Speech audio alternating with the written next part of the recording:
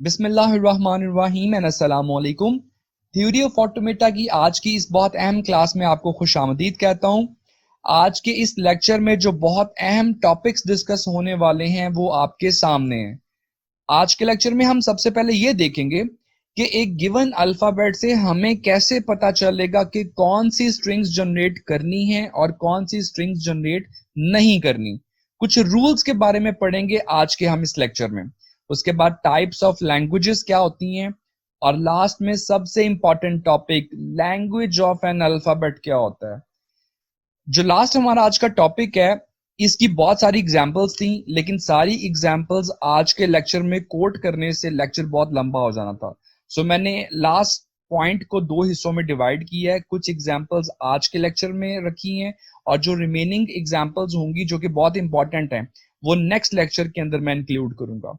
Move करते हैं जी पहले टॉपिक की तरफ, that is how to generate different strings. Strings generate किस तरह करनी है, हमें कैसे पता चलेगा कि अगर हमें ये अल्फाबेट दिया गया है तो इसमें से कौन सी स्ट्रिंग्स जनरेट करनी है, किस तरह की स्ट्रिंग्स जनरेट करनी है। इस अल्फाबेट में से तो बहुत सारी स्ट्रिंग्स जनरेट हो सकती हैं, लैम्डा हो सकता है, ए हो सकता है, बी हो सकता है, डबल ए। क्या हम सारी स्ट्रिंग्स जनरेट कर देंगे या हम इनमें से कोई स्ट्रिंग जनरेट करेंगे? तो याद रखें, जब भी किसी गिवन अल्फाबेट में से हमें स्ट्रिंग्स जनरेट करने के लिए कहा जाता है तो हमने स्ट्रिंग्स जनरेट करनी है रूल को देख के। हमें अल्फाबेट के साथ साथ कोई ना कोई रूल भी प्रोवाइड किया जाएगा, तो जो स्ट्रिंग्स उस रूल पे पूरी उतरती हैं तो हम वो स्ट्रिंग्स जनरेट कर देंगे। जो स्ट्रिंग्स हमें गिवन रूल पे पूरी नहीं उतरती, जो स्ट्रिंग्स गिवन रूल को फॉलो नहीं करती, हम वो स्ट्रिंग्स जनरेट नहीं कर देंगे। तो जब भी हमें स्ट्रिंग्स जनरेट करनी है हम सबसे पहले रूल देखेंगे, रूल क्या है, उस रूल को फॉलो करके हम स्ट्रिंग्स जनरेट करेंगे। मिसाल के तौर पे अगर हमें रूल दिया गया है कि आप इस अल्फाबेट ए कॉमा बी से स्ट्रिंग्स जनरेट करें 0 लेंथ की, तो आप अगर ऊपर गौर करें तो मैंने सारी स्ट्रिंग्स लिखी हैं, लेकिन अगर हमें रूल दिया गया सिर्फ 0 लेंथ की स्ट्रिंग लिखें तो 0 लेंथ की स्ट्रिंग कौन सी बनती है? सिर्फ एक स्ट्रिंग बनती है, दैट इज लैम्डा। तो इस रूल को फॉलो करके हमें पता चला कि हमने कोई स्ट्रिंग नहीं लिखनी, सिर्फ एक लैम्डा स्ट्रिंग लिखनी है। अगर हमें रूल दिया गया है कि आप एक लेंथ की स्ट्रिंग बनाएं तो हमें पता है कि एक लेंथ की स्ट्रिंग कौन सी है, इस अल्फाबेट में से एक लेंथ की स्ट्रिंग सिर्फ ए है या फिर बी है, तो हम सिर्फ दो स्ट्रिंग्स लिखेंगे, एक ए और एक बी। ये हमने कैसे लिखी? इस रूल को फॉलो करके। अगर हमें कहा गया कि इस अल्फाबेट में से 2 लेंथ की स्ट्रिंग्स जनरेट करें तो हमें पता है कि इस अल्फाबेट में से 2 लेंथ की स्ट्रिंग्स ये बनती हैं, तो हम सिर्फ ये 4 स्ट्रिंग्स लिखेंगे, ना ही लैम्डा लिखेंगे, ना ही ए लिखेंगे, ना ही बी लिखेंगे, ना ही 3 लेंथ वाली लिखेंगे। ये रूल हमें बता रहा है कि हम किस तरह की स्ट्रिंग्स जनरेट करेंगे।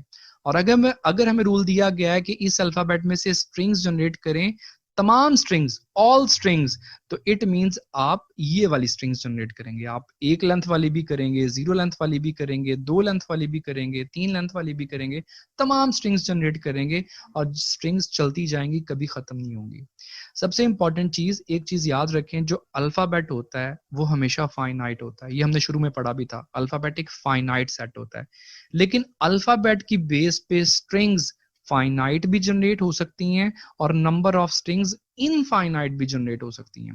पता कैसे चलेगा? रूल को देख के। मिसाल के तौर पे जब हमें ये रूल दिया गया 0 लेंथ की स्ट्रिंग्स जनरेट करें तो कितनी स्ट्रिंग्स जनरेट हुई? इनफाइनाइट स्ट्रिंग्स जनरेट हुई? नहीं, सिर्फ एक स्ट्रिंग जनरेट हुई। तो रूल की बेस पे पता चला कि finite number of strings generate होंगी, लैम्डा। जब हमें ये रूल दिया गया दिस वन, तो सिर्फ 2 स्ट्रिंग्स जनरेट हुई, अब भी finite number of strings generate हुई। जब हमें ये रूल दिया गया स्ट्रिंग्स ऑफ लेंथ 2, तब भी finite number of strings generate हुई जो कि ये 4 हैं।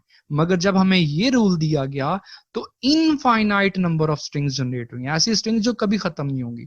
तो अल्फाबेट हमेशा फाइनाइट होता है, लेकिन रूल की बेस पे नंबर ऑफ स्ट्रिंग्स फाइनाइट भी जनरेट हो सकती हैं और नंबर ऑफ स्ट्रिंग्स इनफाइनाइट भी जनरेट हो सकती हैं।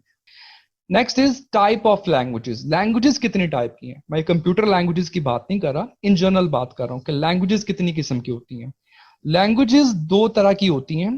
First one is informal language and second one can be formal language. Informal language क्या होती है?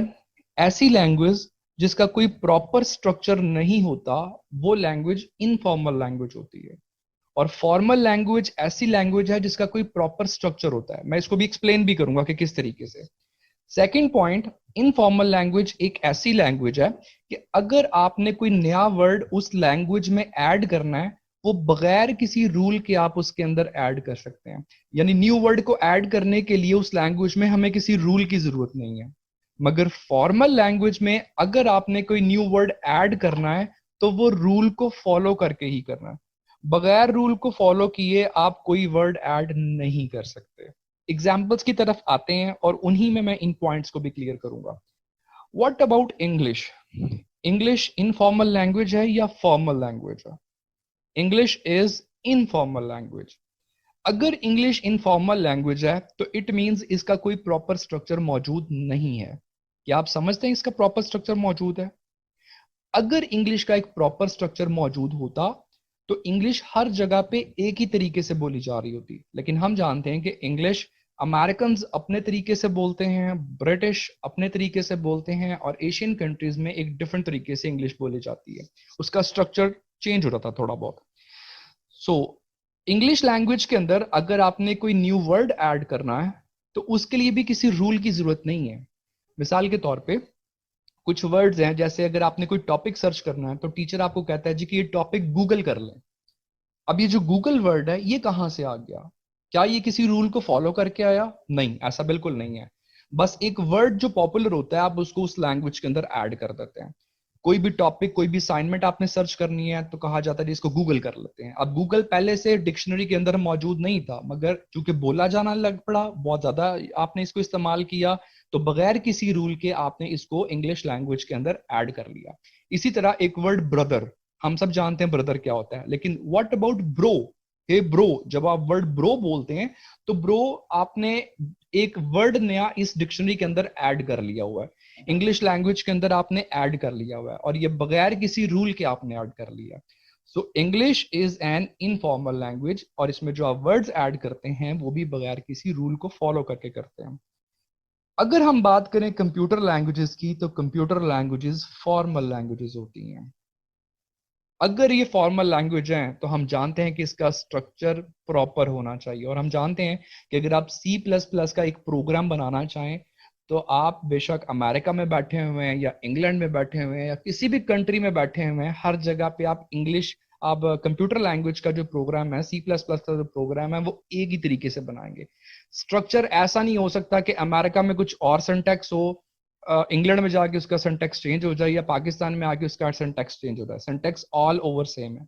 इसी तरीके से अगर आपने कोई न्यू वर्ड भी ऐड करना है तो चाहे आप किसी भी कंट्री के अंदर हैं, न्यू वर्ड जो आप ऐड करेंगे वो रूल को फॉलो करके करेंगे।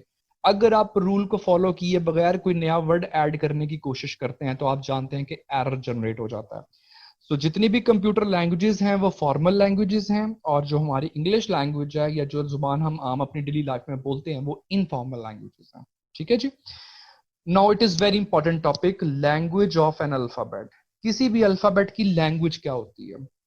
हमें कोई अल्फाबेट दिया जाता है, फॉर एग्जाम्पल इट इज 0,1।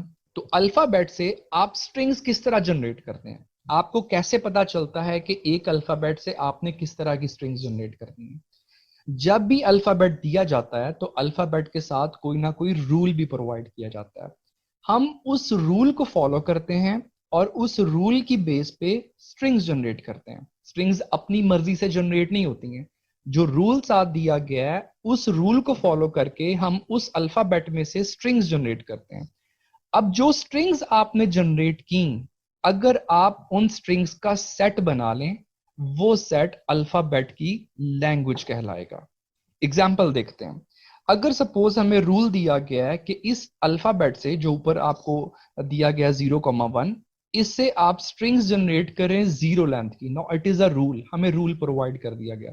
अब इस रूल की बेस पे इस अल्फाबेट से कितनी स्ट्रिंग्स जनरेट होती हैं? 0 लेंथ की सिर्फ एक स्ट्रिंग जनरेट होती है, दैट इज लैम्डा। अब हमें पता चल गया कि ये स्ट्रिंग जनरेट होगी क्योंकि हमने इस रूल को फॉलो किया। इस स्ट्रिंग का अगर आप सेट बना लें तो स्ट्रिंग का ये सेट लैंग्वेज ऑफ अल्फाबेट कहलाएगा। और ये लैंग्वेज कौन सी है? Language of 0 length strings. From given alphabet. जो अल्फाबेट हमें दिया गया है आपने उससे 0 लेंथ स्ट्रिंग्स की लैंग्वेज बना ली। तो ये जो स्ट्रिंग्स का सेट है ये लैंग्वेज कहलाएगा और आप इस सेट को रिप्रेजेंट कर सकते हैं कैपिटल एल के साथ। Capital L means it is a language, और ये लैंग्वेज कौन सी है? 0 लेंथ की। एक और एग्जांपल देखते हैं। आपके पास अल्फाबेट है ए कॉमा बी। हम जानते हैं हमें रूल प्रोवाइड किया जाता है, रूल की बेस पे हम स्ट्रिंग्स जनरेट करते हैं और स्ट्रिंग्स का सेट क्या कहलाता है? लैंग्वेज कहलाता है।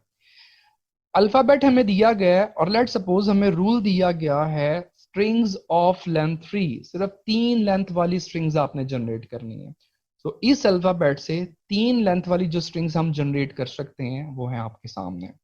अगर हम इन स्ट्रिंग्स का सेट बना लें तो स्ट्रिंग्स का ये सेट अल्फाबेट की लैंग्वेज कहलाएगा। और ये लैंग्वेज कौन सी होगी? Language of all strings with length 3 from given alphabet. इस अल्फाबेट से 3 लेंथ वाली स्ट्रिंग्स की लैंग्वेज। और ये जो स्ट्रिंग्स का सेट है जिसे हम लैंग्वेज कह रहे हैं, इसको आप कैपिटल एल के जरिए रिप्रेजेंट कर सकते हैं। Capital L means it is a language set. ठीक है जी। एक और एग्जांपल देखते हैं। अगर आपके पास अल्फाबेट है ए, अब याद रखें जब भी हम स्ट्रिंग्स जनरेट करते हैं हम सिर्फ अल्फाबेट के लेटर्स को कंबाइन करके जनरेट कर सकते हैं। कोई ऐसा लेटर स्ट्रिंग्स के अंदर नहीं आ सकता जो अल्फाबेट में मौजूद नहीं है। अब अल्फाबेट हमें दिया गया है सिर्फ ए की लेटर है। इट मींस अब जितनी स्ट्रिंग्स बनेंगी वो सिर्फ ए से बनेगी, उनमें अब बी नहीं आ सकता, सिर्फ ए वाली स्ट्रिंग्स बनेंगी। ठीक है, क्योंकि अल्फाबेट के अंदर ए की लेटर है। सो हमें कहा जाता है इस अल्फाबेट से तमाम स्ट्रिंग्स जनरेट करें। तमाम स्ट्रिंग्स का मतलब है इस अल्फाबेट से आप 0 लेंथ की स्ट्रिंग भी करें, 1 लेंथ की स्ट्रिंग भी करें, 2 लेंथ की, तमाम स्ट्रिंग्स सिर्फ ए की स्ट्रिंग होंगी, ए की। सो पहली स्ट्रिंग जो 0 लेंथ की जनरेट होगी, नॉट इज रूल, ये हमें रूल प्रोवाइड किया गया है। जो पहली स्ट्रिंग जनरेट होगी इस alphabet say that is lambda, 0 length की स्ट्रिंग। उसके बाद 1 लेंथ की स्ट्रिंग, 2 लेंथ की स्ट्रिंग, 3 लेंथ की, 4 लेंथ की, 5 लेंथ की, और इस तरह की आप बहुत सारी स्ट्रिंग्स जनरेट कर सकते हैं क्योंकि हमें ऑल स्ट्रिंग्स कहा गया है। और ये स्ट्रिंग्स कभी खत्म ही नहीं होंगी, 5 लेंथ की, 6 लेंथ की, 7 लेंथ की, और ये चलती रहेंगी। अगर हम इन स्ट्रिंग्स का सेट बना लें तो ये अल्फाबेट की लैंग्वेज कहलाएगा। और लैंग्वेज कौन सी है? All strings from given alphabet. ठीक है जी।